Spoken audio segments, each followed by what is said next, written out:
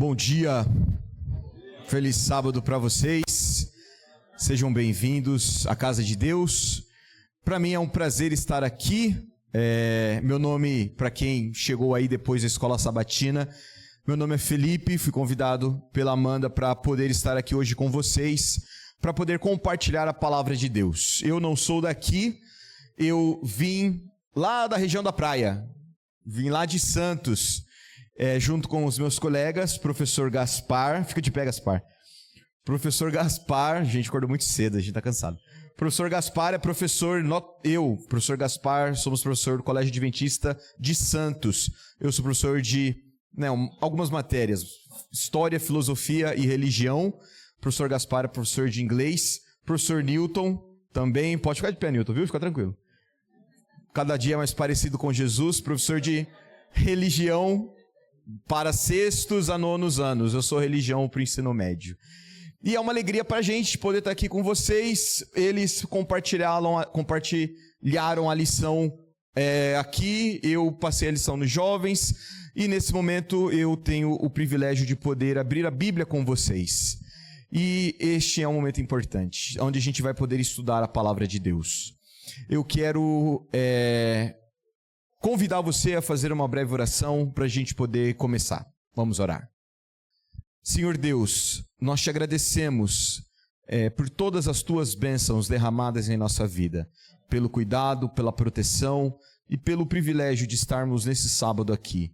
Queremos pedir que neste momento, ao refletirmos em sua palavra, o teu Espírito fale ao nosso coração, que o Senhor possa abrir a nossa mente e entendimento, e que o mesmo Espírito que inspirou os profetas a escreverem a Bíblia esteja com a gente, nos ajudando a entendê-la e a vivê-la. Nós pedimos em nome de Jesus, amém. Hoje a gente vai falar de um tema que surgiu quando uma aluna, há uns 2 anos atrás, fez uma pergunta para mim. Eu não lembro hoje da pergunta mais, mas eu lembro do resultado da pergunta. E hoje nós vamos falar sobre medo. Do que você tem medo? Já parou para pensar nisso? Algumas pessoas têm medo de altura, eu sou uma delas.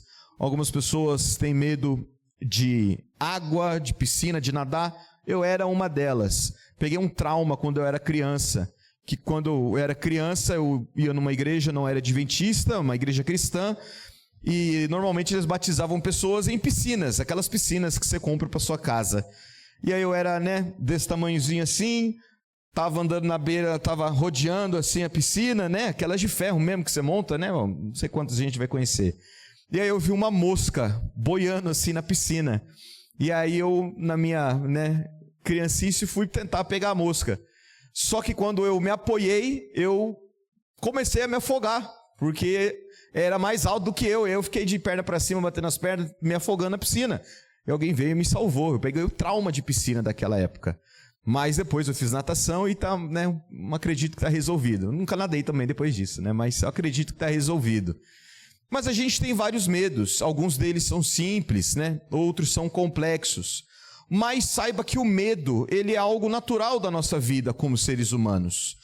O medo, ele é uma reação instintiva, natural. Você não escolhe ficar com medo.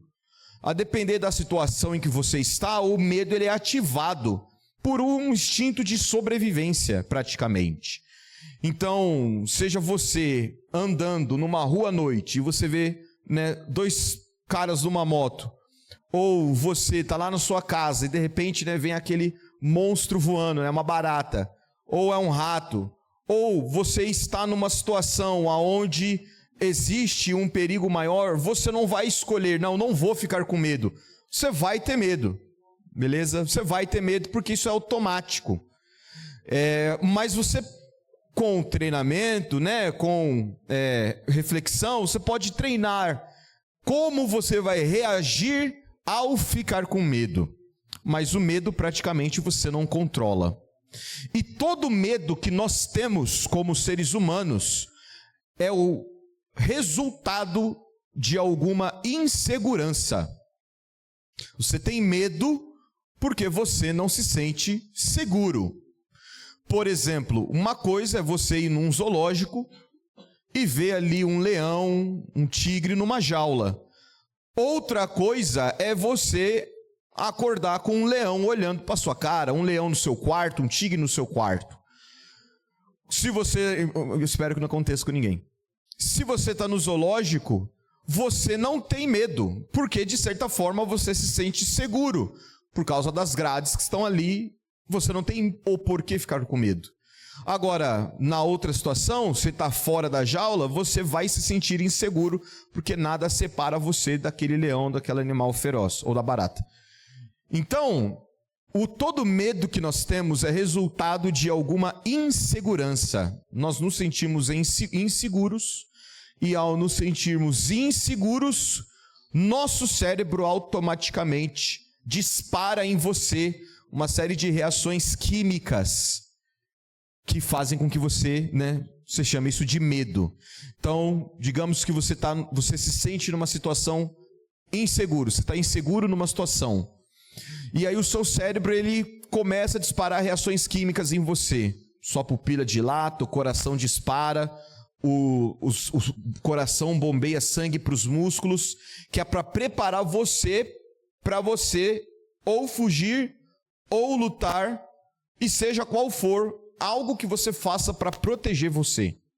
Então você está caminhando na rua de noite, você sente, você percebe que é uma situação com risco de assalto, seu corpo já dispara um monte de reações em você, para você ou fugir ou lutar, ou entregar o celular, mas você vai ficar em choque, em estado de choque, porque é o seu corpo reagindo. E é exatamente esse tipo de coisa, de situação que acontece quando uma pessoa ela tem uma crise de ansiedade, uma crise de pânico. De alguma forma ela se sente insegura diante de alguma situação, circunstância, que talvez outras pessoas não vão enxergar isso como situações de perigo. O fato é que, como eu falei, nós não controlamos o medo. O medo faz parte da nossa vida.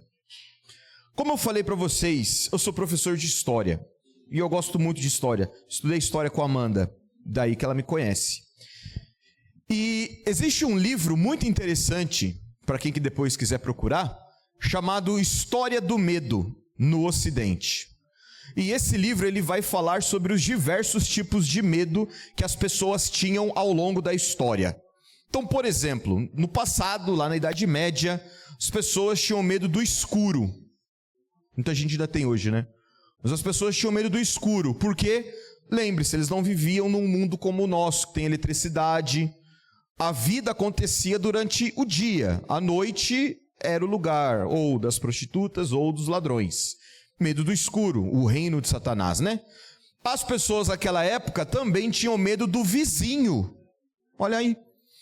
Porque se tem alguém que te conhece a ponto de fazer algo para te prejudicar, é quem?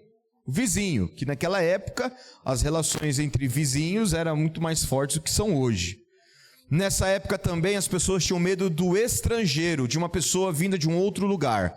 Porque diferente do nosso mundo hoje, normalmente as pessoas não ficavam mudando de cidade, viajando de cidade em cidade. As cidades não eram super populosas, todo mundo se conhecia, todo mundo sabia quem era quem. Chegava uma pessoa diferente, o pessoal já ficava olhando, para perguntar quem será que é, de onde será que veio, o que será que faz.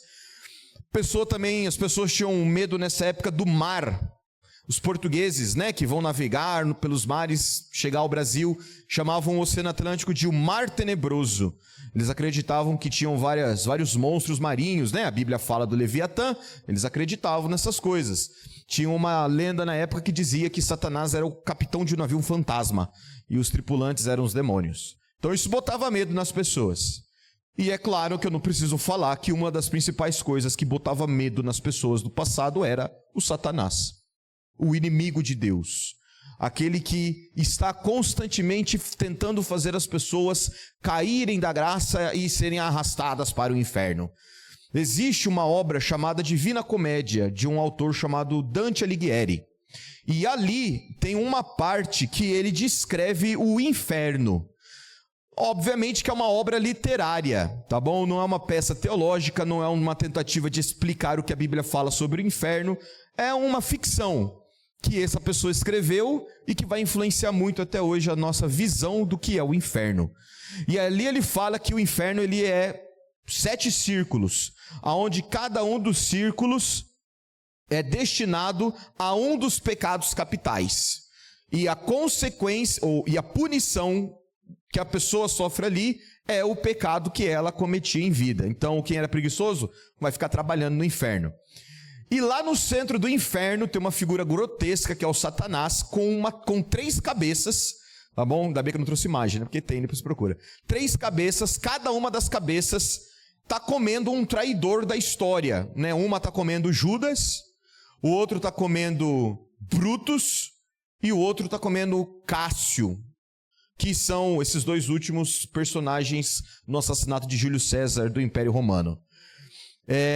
Então imagina você viver numa época que tem essas descrições, né? Além disso, as pessoas também tinham medo dos agentes de Satanás, que eram aquelas pessoas, né, que vêm na terra para atormentar a vida dos filhos de Deus, que eram 3 grupos: muçulmanos, judeus, né, porque mataram Jesus, diziam eles, e as mulheres, que eles acreditavam que eram agentes de Satã.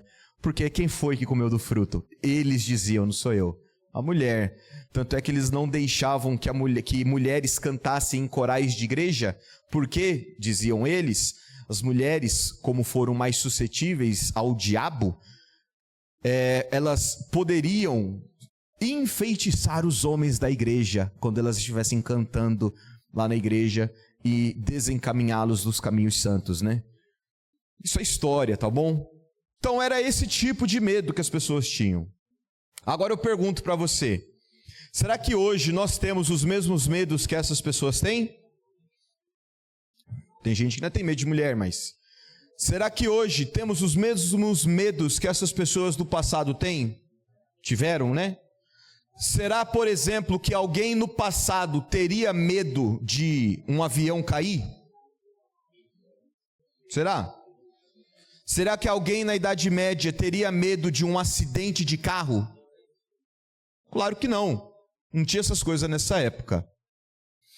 Então perceba, ao longo da história humana, o ser humano desenvolveu diversos medos. Eles vão mudar. Em algumas épocas, temos mais medo de algumas coisas do que de outras. Até alguns anos atrás, não tínhamos medo de uma doença que se espalhasse pelo mundo. Hoje, a gente tem esse medo. Alguns anos atrás, embora, né, a gente sempre fale de guerras e tal, mas isso era apenas distante ou história. E hoje a gente está vivendo uma guerra na Ucrânia, uma outra coisa acontecendo na Índia e no Paquistão, que são países que têm bomba atômica. Então, hoje nós continuamos tendo medo. Alguns parecidos, outros diferentes do passado. Mas talvez tenha um tipo de medo que o ser humano sempre teve, seja no passado ou nos dias de hoje, que é o medo de Deus. Seja no passado, distante, remoto, seja nos dias dos nossos avós ou hoje, muitas pessoas têm medo de Deus. Por incrível que pareça. E muitas pessoas cresceram num ambiente religioso, sendo nutridas com o medo no que se refere à relação com Deus. Olha, se você não fizer isso, você vai para o inferno. Olha, a Bíblia fala que aqui quem colhe, ou quem planta, colhe. Olha, se você não pedir perdão pelos seus pecados, a consequência virá. E muitas pessoas cresceram em ambientes religiosos, cristãos, igrejas, em que esse tipo de ideia é implantada desde o início. Como adventistas, você que está aqui que é adventista, você vai entender melhor que talvez alguém que não seja. Uma das imagens que mais causa medo, pelo menos causava em mim, era uma imagem que a gente usava muito em estudo bíblico, que é aquela imagem que tem Jesus, as tábuas da lei, tem um monte de anjo assim olhando para você e uma pessoa assim diante de Jesus, diante do juízo final. Como é que não tem medo diante de uma cena dessa, onde Jesus parece ser o juiz, sendo que a Bíblia fala que ele é o advogado? Quantos aqui que cresceram na igreja adventista nunca tiveram medo, né? Ou quantos aqui já tiveram medo quando o pregador vinha aqui, ia fazer um estudo de 70 semanas, um estudo das 2.300 tardes e manhãs, e aí 1844, Guilherme Miller, Tiago White, Ellen White, data, e chegava e falava assim, olha, o juízo final começou, e se o seu nome passou hoje no juízo, e aí, né, você fala, pô, me lasquei. E a gente cresce com medo de Deus. Como que pode a Bíblia dizer que Deus é amor e nós temos medo de Deus? De onde que veio isso? Eu tenho uma teoria e eu quero convidar você a abrir sua Bíblia em Gênesis, que é o primeiro livro da Bíblia, a origem de tudo, para a gente poder entender, procurar saber de onde veio esse medo que o ser humano tem de Deus. Vamos para Gênesis, lá no início, capítulo 2. Gênesis, capítulo 2. E deixe sua Bíblia aberta que nós vamos ler alguns textos. Em Gênesis, capítulo 2, nós temos narrada a formação do homem, a partir do verso 4. A gente vai ter aí a criação do ser humano. Se você ler o relato, a Bíblia vai dizer que não havia ninguém para lavrar a terra, ninguém para cuidar da terra, para cuidar do solo, não tinha ninguém. E aí Deus então vai tirar uma solução da própria terra. A Bíblia fala que não tem ninguém para cuidar da terra e Deus vai criar o ser humano da onde? Da própria terra, do pó da terra. Deus cria Adão, né, o primeiro ser humano, e Deus vai colocar ele num lugar especial. Vamos ler o verso 8. No verso 7 de Gênesis 2, Deus cria o ser humano. Verso 8. E o Senhor Deus plantou um jardim no Éden, na direção do Oriente, e pôs nele o homem que havia formado. Do solo o Senhor Deus fez brotar também a todo tipo de árvores agradáveis à vista e boas para alimento, e também a árvore da vida no meio do jardim, a árvore do conhecimento do bem e do mal. Então Deus cria o ser humano, Deus cria esse primeiro homem, pega esse ser humano e coloca esse ser humano num jardim. A Bíblia vai falar que esse jardim tem um nome, né? Ou ele está numa região que tem um nome. Qual que é o nome que aparece aí? Éden. A palavra Éden significa prazer, delícias. E talvez isso é exemplificado na quantidade de árvore frutífera que tem ali. Porque o texto fala que Deus fez brotar do solo todo tipo de árvore frutífera. Então imagina você viver num lugar desse, é um jardim, o nome do jardim é prazer, delícia, e você tem um monte de árvore frutífera para você comer. E é aqui que Deus coloca o ser humano. Na cultura do passado, jardins, eles eram... havia a ideia de se construir jardins sagrados, os reis que moravam nessa região do mundo, né, antiga Mesopotâmia, gostavam de construir jardins para eles passearem, né? Quem não gosta de ter jardim? Até hoje a gente coloca planta em casa. Então Deus ele coloca o ser humano nessa região e vai percebendo aqui uma coisa. Deus está dando ao ser humano todas as evidências possíveis de que ele pode cuidar, sustentar o ser humano e de que o ser humano pode estar seguro ao lado dele, de Deus.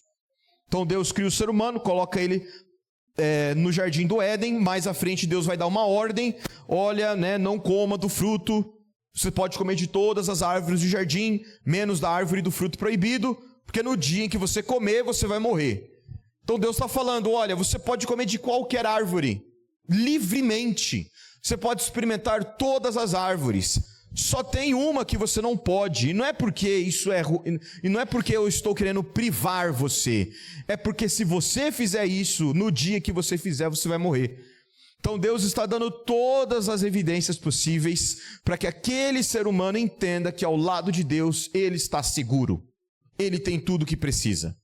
Vamos para o verso 18, Gênesis 2:18. Diz assim: o Senhor Deus ainda disse: não é bom que o homem esteja só. Farei para ele uma auxiliadora que seja semelhante a ele. Então Deus ele fala, olha, não é bom que o homem esteja só, né? O que aqui é diferente, porque tudo que Deus havia criado até agora é bom. Primeira coisa que Deus fala que não é bom é o fato do ser humano estar sozinho, porque sozinho o ser humano não pode cumprir a tarefa, o Adão não poderia cumprir a tarefa que Deus havia dado, que é de dominar a terra, se multiplicar e dominar os animais. Aí a Bíblia fala que Deus vai colocar o Adão para dar nome aos animais. Perceba, Deus ele não imediatamente cria a mulher após ele constatar que não é bom que o homem esteja só. Ele coloca o homem lá para fazer uma tarefa, ele vai dar nome aos animais. Dar nome aqui não significa que ele vai dar nome, esse aqui é leão, esse aqui é tigre, esse aqui é gato. Não, dar nome no contexto cultural da época é dar função, ligado à natureza daquele ser, né? Por isso que Deus muda o nome das pessoas. Que é porque a partir de agora aquela pessoa vai mudar a identidade, vai mudar a função dela. Então é isso que o Adão está falando. Ele está falando assim, esse animal vai fazer isso, esse animal vai fazer aquilo e assim vai. Por que Deus faz esse trabalho, dá esse trabalho para o Adão? Por um motivo muito simples. Imagina o Adão, foi criado por Deus. Aí o Adão começa a olhar os animais.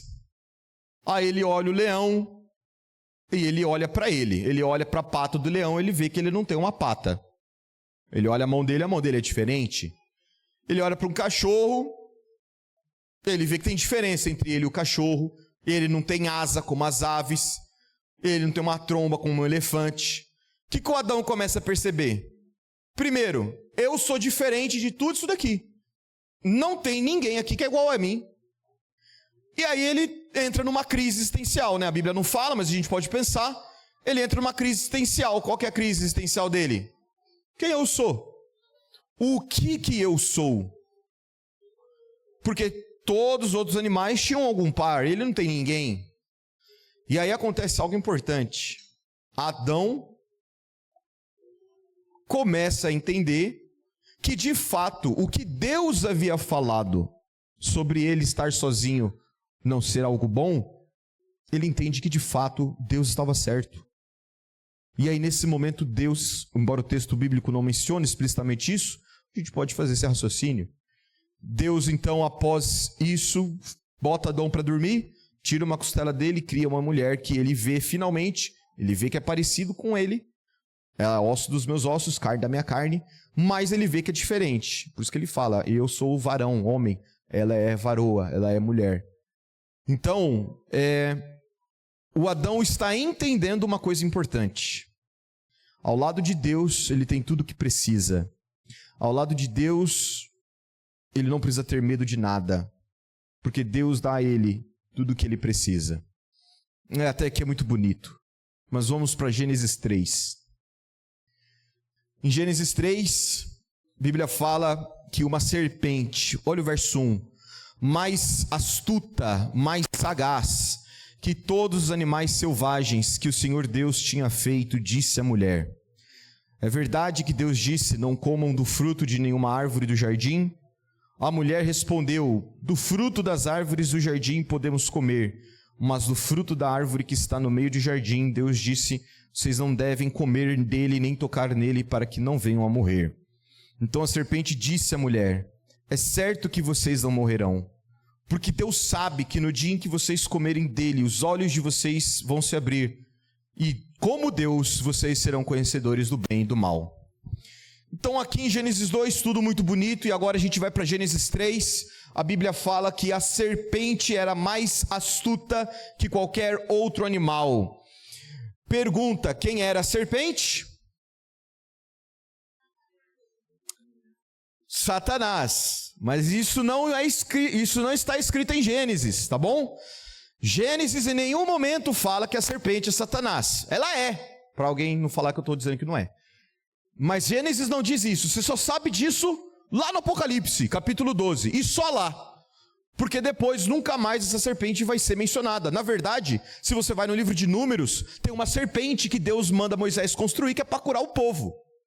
Tá bom? Mas Gênesis não fala. Porque Gênesis quer fazer essa história um pouco mais dramática. Assim como Adão e Eva não sacaram logo quem era e qual era da serpente, o texto quer fazer com que você, leitor, entenda isso também. E a serpente então questiona: é verdade que Deus falou que não pode comer de nenhuma árvore? A mulher responde: não, a gente pode comer de todas as árvores. Nós não podemos comer da árvore do meio do jardim, porque Deus falou que não poderíamos comer e nem tocar, porque senão iríamos morrer. Deus nunca falou que não podia tocar. E aí então a serpente diz: olha, não tem problema, fica tranquila, pode comer que você não vai morrer. Na verdade, no dia que você comer dessa árvore, os olhos de vocês vão se abrir, e como Deus, vocês serão conhecedores do bem e do mal. Olha o que a serpente está dizendo. Ela fala que no dia em que Adão e Eva comessem do fruto, os olhos deles iriam se abrir. Pergunta para vocês: se os olhos deles vão se abrir, é porque os olhos deles estão como? Fechados. Se os olhos deles estão fechados desde que momento? Desde a criação? Então Deus os criou com olhos fechados? Que Deus é esse? Será que Deus está escondendo algo deles? Será que Deus está manipulando eles? Será que quando Deus pede para que eles não comam da árvore proibida, Deus está escondendo uma verdade que Deus não quer que eles saibam? Esse é o raciocínio da cobra. Porque ela fala que no dia em que você comer, os seus olhos vão se abrir e vocês, iguais a Deus, vão conhecer o bem e o mal. Essa expressão, conhecer o bem e o mal, a gente pode interpretar ela como sendo independência, capacidade de agir por si próprio. É como se a serpente estivesse dizendo assim: olha, vocês estão sendo manipulados.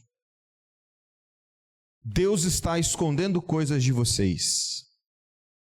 Deus está manipulando vocês. E quando vocês comerem desse fruto, vocês vão viver de maneira independente. E agora preste atenção na inversão que a serpente faz aqui.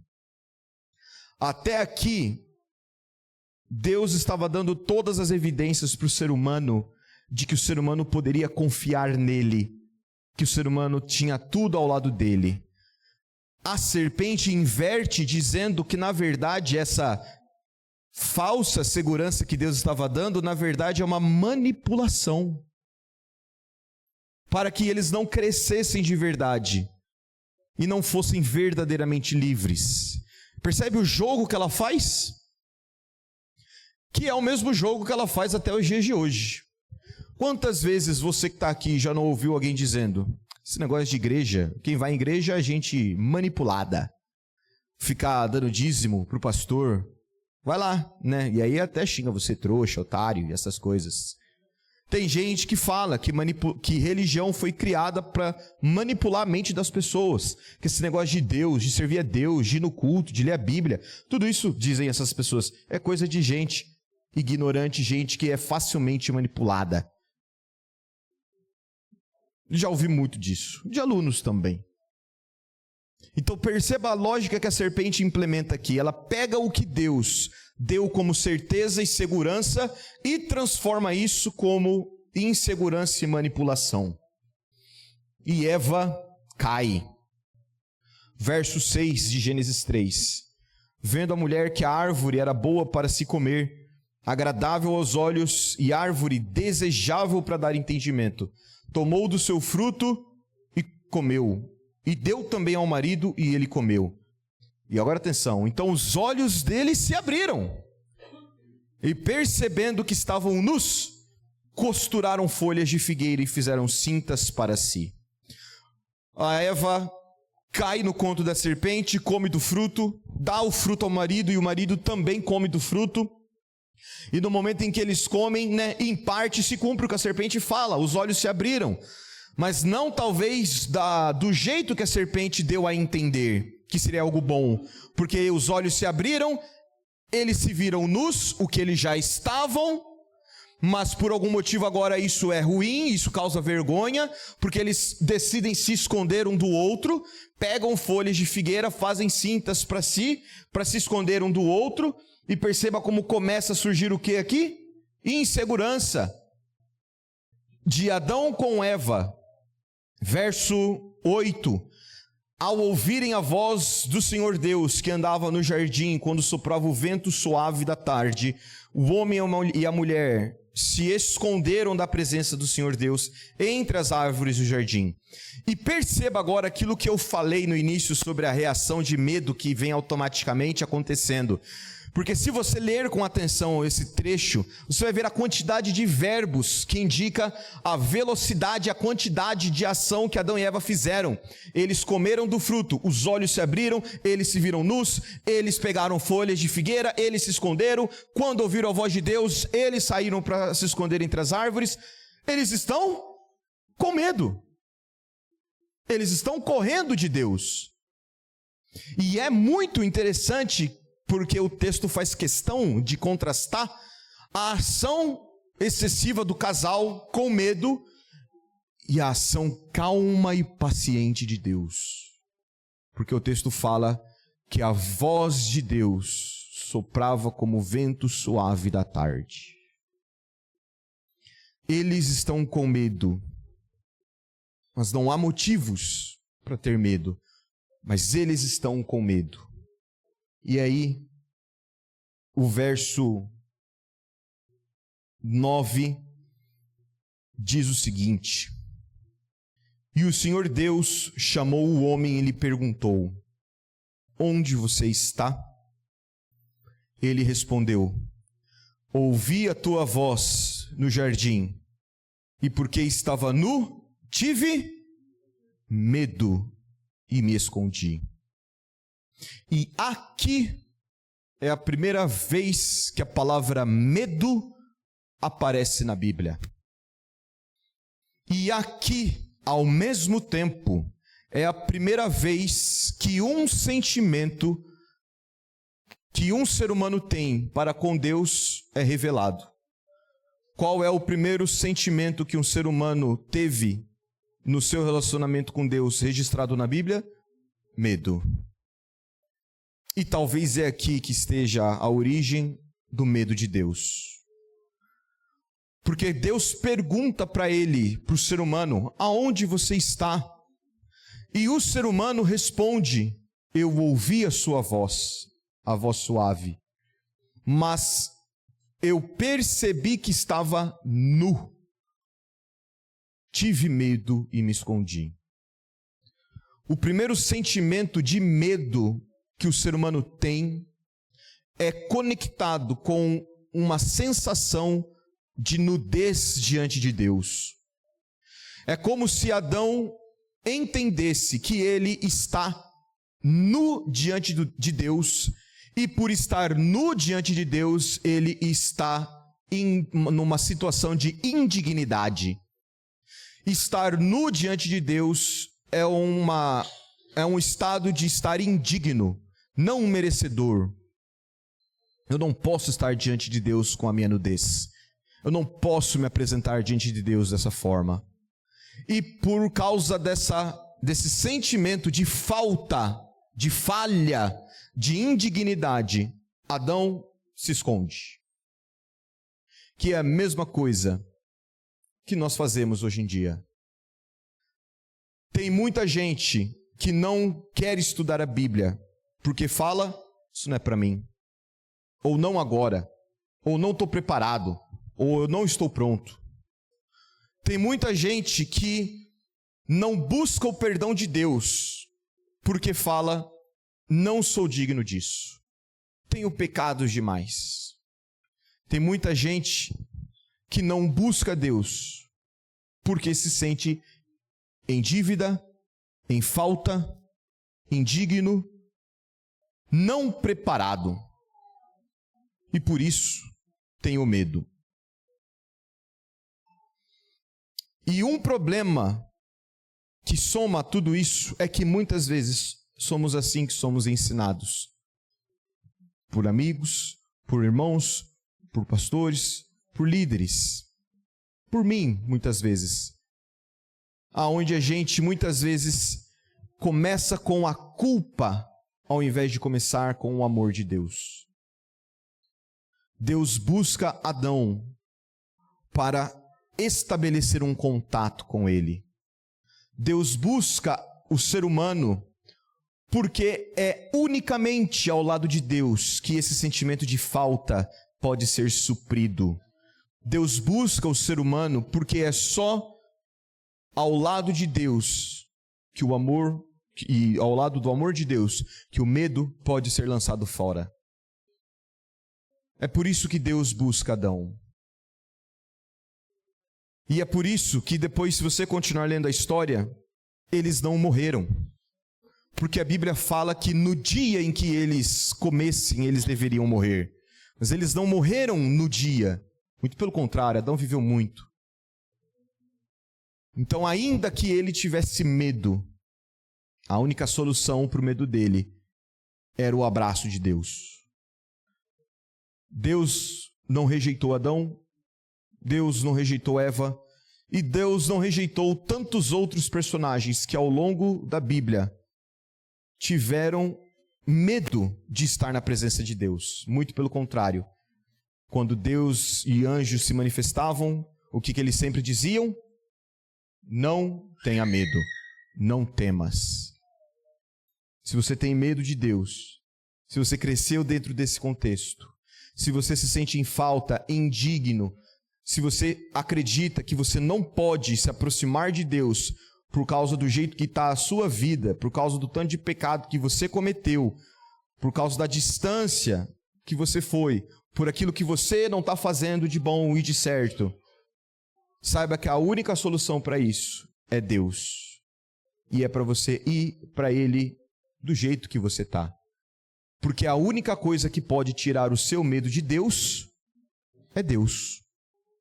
E uma visão certa do amor de Deus.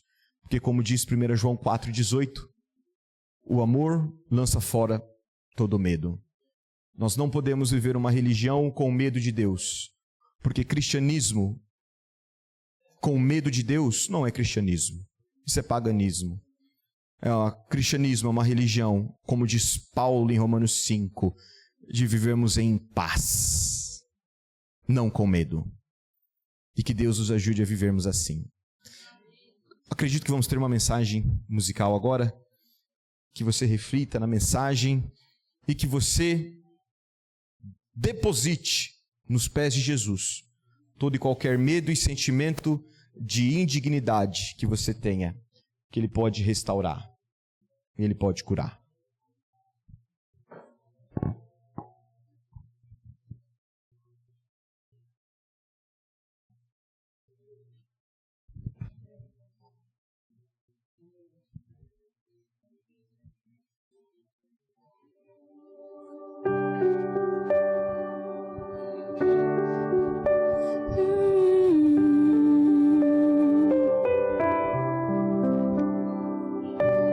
Senhor, por mais que eu fale que eu não tenho medo de caminhar, sinto uma insegurança, pois sou ser humano com defeitos e imperfeitos, mas sei que os teus olhos estão sobre mim a me vigiar. Mas quero ouvir tua voz me dizendo: não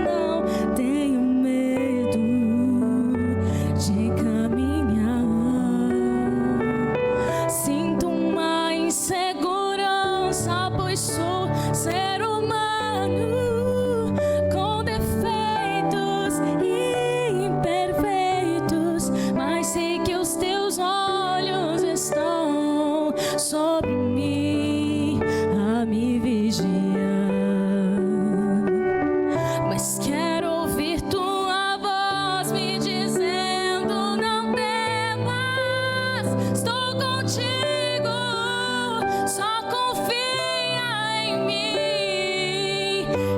Eu sei que não estou só, pois sinto tua presença em mim.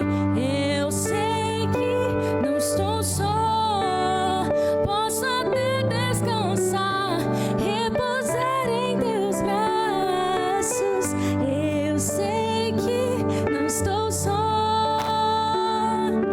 pois sinto tua presença em mim. Eu sei que não estou só, posso até descansar, repousar em teus braços. Eu sei que não estou só,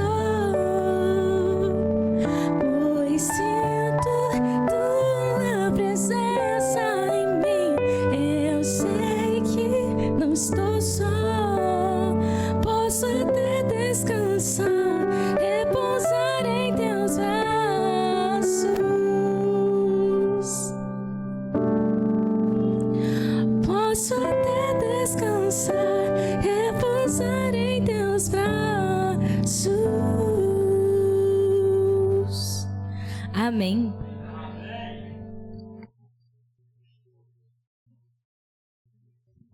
Muito obrigado pela mensagem musical. Fique em pé, vamos orar.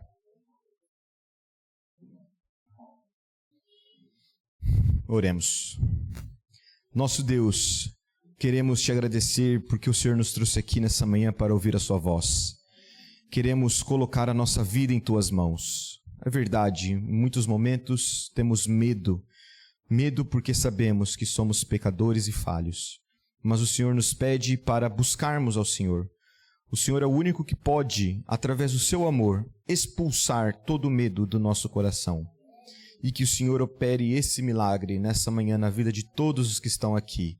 Que teu Espírito traga paz e a certeza de que em Jesus todos nós temos os nossos pecados perdoados. Nos leve em segurança ao nosso lar. É o que nós pedimos e oramos em nome de Jesus. Amém.